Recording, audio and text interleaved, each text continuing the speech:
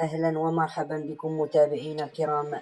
مرحبا بكم في قناة مرصد 24.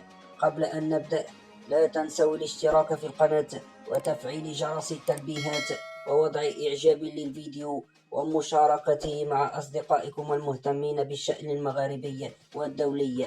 خبر عاجل. اليوم الخميس 2 أبريل 2026 المغاربة استقبلوا خبرا مفرحا وسط أجواء الغلاء والضغط النفسي، حيث خرج رئيس الحكومة عزيز أخنوش ليؤكد أن أسعار غاز البوتان والكهرباء ستظل مستقرة ولن تعرف أي زيادة رغم الأزمات العالمية وارتفاع أسعار الطاقة في الأسواق الدولية.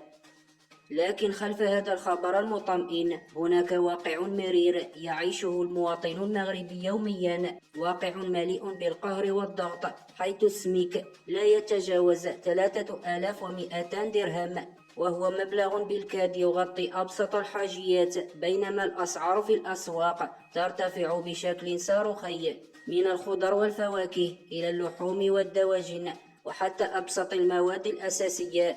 المواطن المغربي اليوم أصبح يعيش على أعصابه، كل فاتورة كهرباء وكل قنينة بوطة تتحول إلى كابوس، إذ لم يعد قادرا على مواجهة نفقات البيت ولا على توفير لقمة العيش لأبنائه، والراتب الهزيل يذوب بسرعة أمام موجة الغلاء.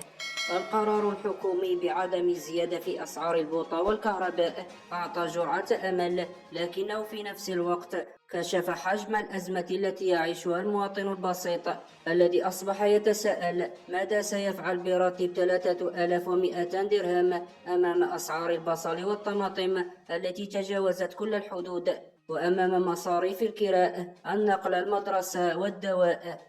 المغاربة اليوم يشعرون أن الدولة أنقذتهم من كارثة جديدة، لكنهم ما زالوا غارقين في بحر من الأزمات اليومية التي لا تنتهي. اكتبوا رأيكم في التعليقات. هل يكفي قرار تثبيت أسعار البوطة والكهرباء لإنقاذ القدرة الشرائية، أم أن المواطن المغربي يحتاج إلى حلول أعمق تعيد له الكرامة وسط هذا الغلاء؟